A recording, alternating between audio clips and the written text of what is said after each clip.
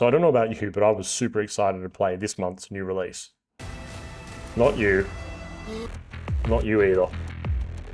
I'll probably come back to you. Ah yes, this one, Dragon's Dogma 2. So I was ready to blast through my workday, get the kid down to sleep, pour myself a drink, and get stuck into Dragon's Dogma 2. But before I could do all that, I first had to buy the game. I never pre-order. And that's when it hit. What? I was confused. All those previews, everyone said it was a Game of the Year contender, the next Elden Ring. The first one was so good. So why? Why all the hate? Well, one dirty word.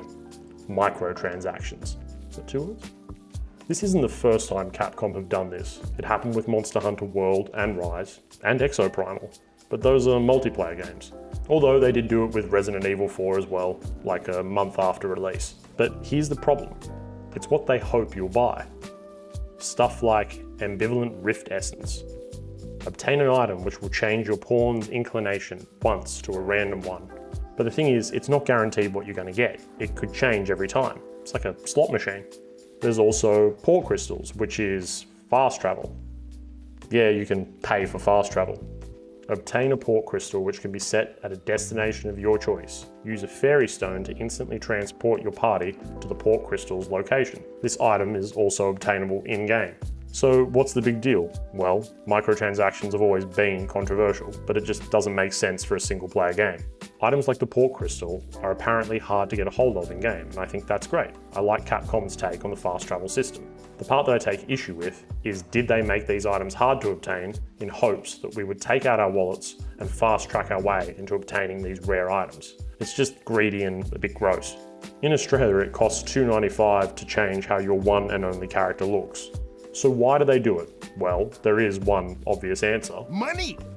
Beyond that though, it's simply because people actually buy this stuff, and it's probably targeted towards someone like me who doesn't have much time to play video games anymore, and wants to either make things easier or fast track my way to success.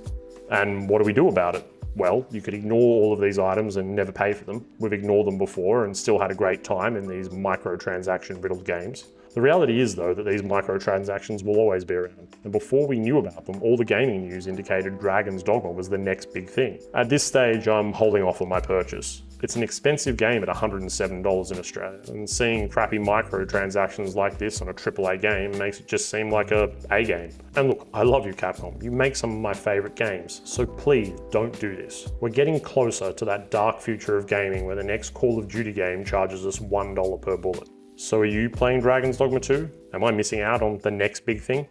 Let me know in the comments below. For now, I think I'll just play that frog game. That looked pretty cool.